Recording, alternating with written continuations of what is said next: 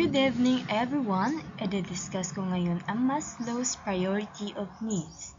So ano nga ba ang sinasabi ng theory ni Maslow? So for us to know that, tanawon nato iyang priority or hierarchy of needs.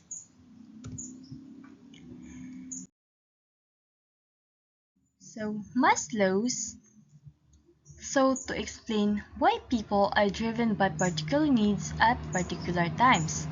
His answer is that human needs are arranged in a hierarchy from most to least processing.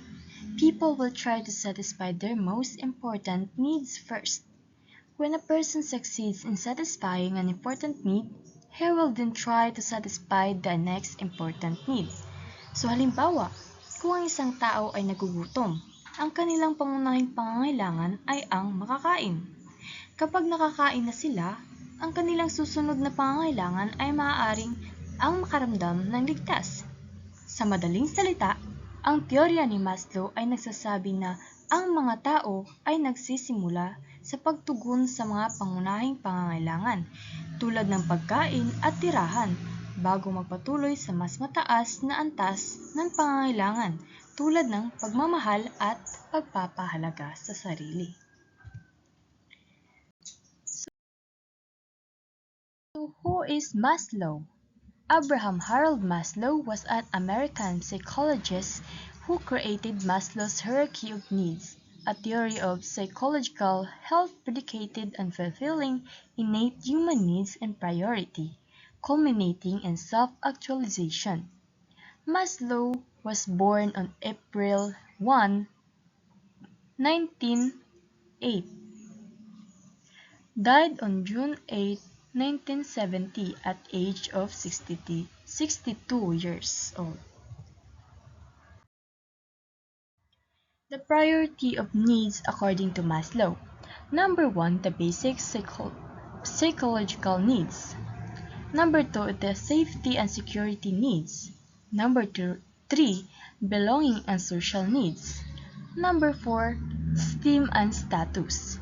Number 5, self-actualization and fulfillment.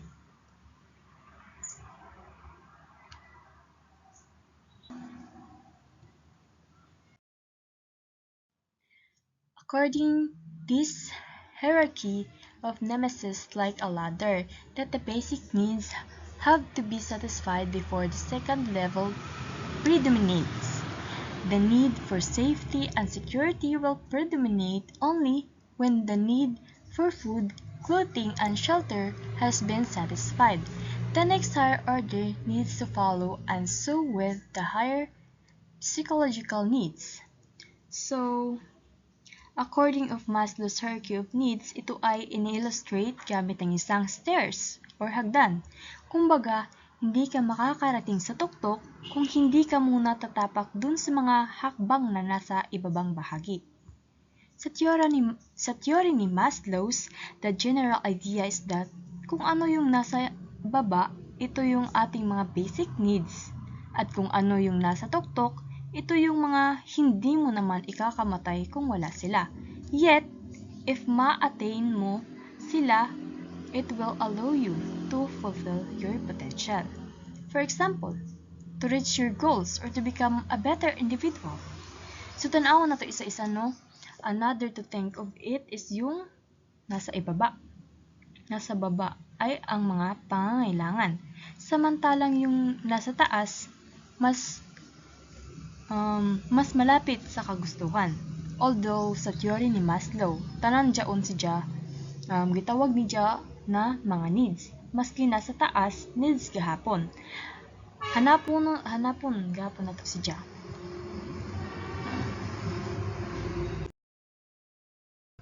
So this is the pyramid of needs according to Maslow.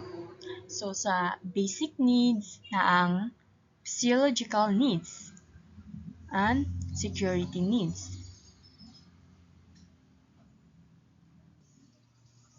The next of safety needs is the belonging needs and love needs.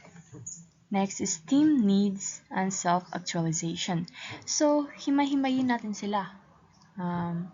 Unahin natin yung physiological needs.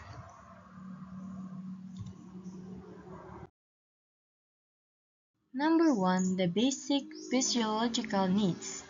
These are the most basic needs that are essential for survival. They include things like food, water, warmth, and rest. So, the first need is physiological needs. Ito yung pinaka-basic. Ito yung pinakababang bahagi ng pyramid. So, ito yung ating need for food, water, warmth, and rest. Kasi ito yung ating basic needs. Kapag hindi natin sila ma-attain, mahihirapan tayong mag-survive. And it may result to sickness or perhaps even death.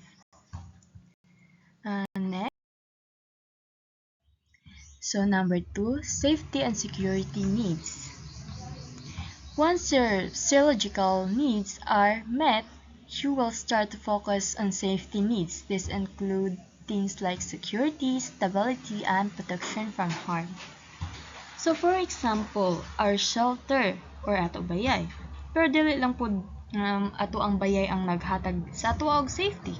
For example, vaccines, protection from disease, or sa mga empleyado, ang ilang SSS, PhilHealth, yan ay nagbibigay ng protection sa kanila in case would something happen to them. So, dapat dyaoy kay sense of security. For example, mga mahihirap or polobe. Mga polobe tapos, dili nila priority yung pagbili nila ng face mask or face shield. Well, kasi yung face mask tsaka face shield, more on safety sila na maituturing. Ang iban mong good dili makapalit og face mask or face shield, especially during the first lockdown on 2020, is that ginauna nila ang kanilang physiological needs bago yung safety needs nila. In other words, kunyari, ikaw ay isang pulobe at meron kang 5 pesos. So ano ang uunahin mong bilhin? Yun bang pandesal or yung face mask? So karon masabtan nato kung bakit may mga kababayan tayo na hindi naman sa minamaliit nila ang COVID, pero sadyang yung pera nila is sapat lang kasi sa kakainin nila sa pang-araw-araw.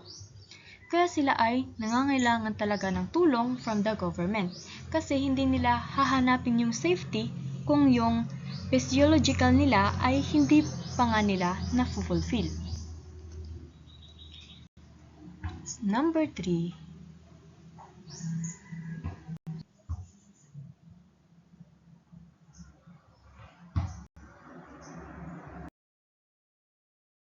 So number 3, the belonging and social needs.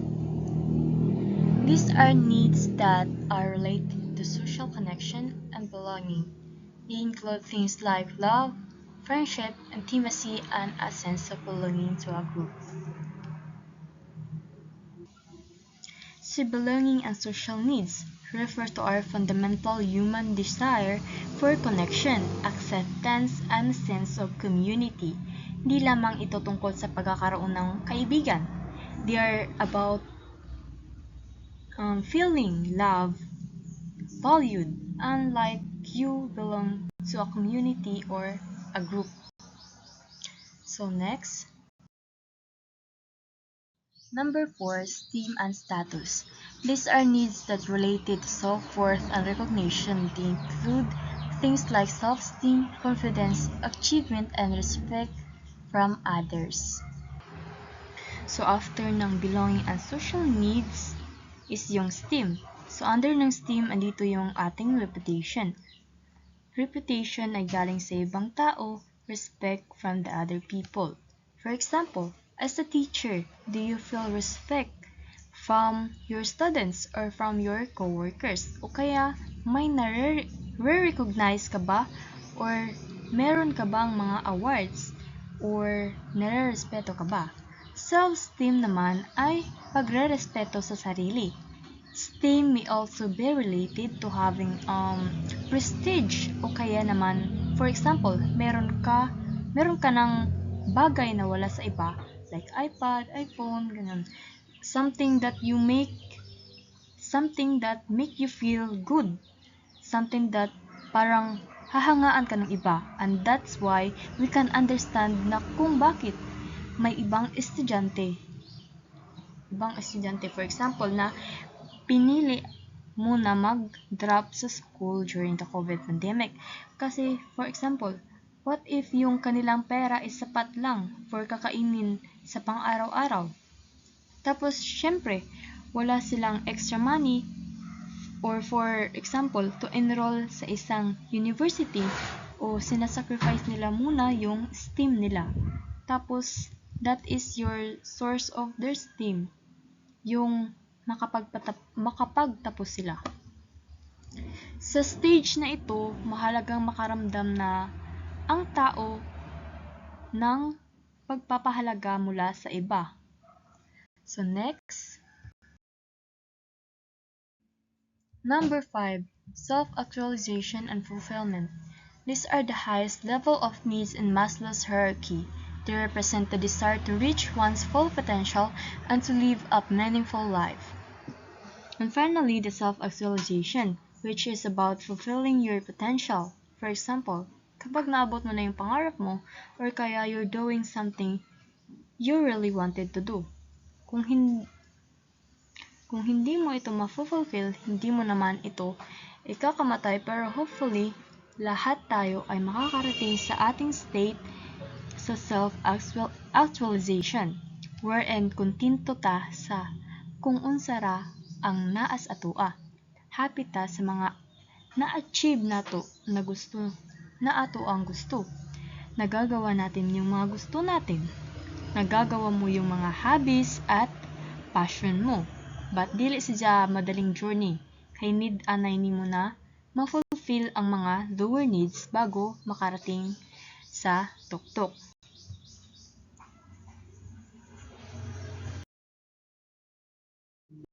So I hope you learned something from this very short discussion.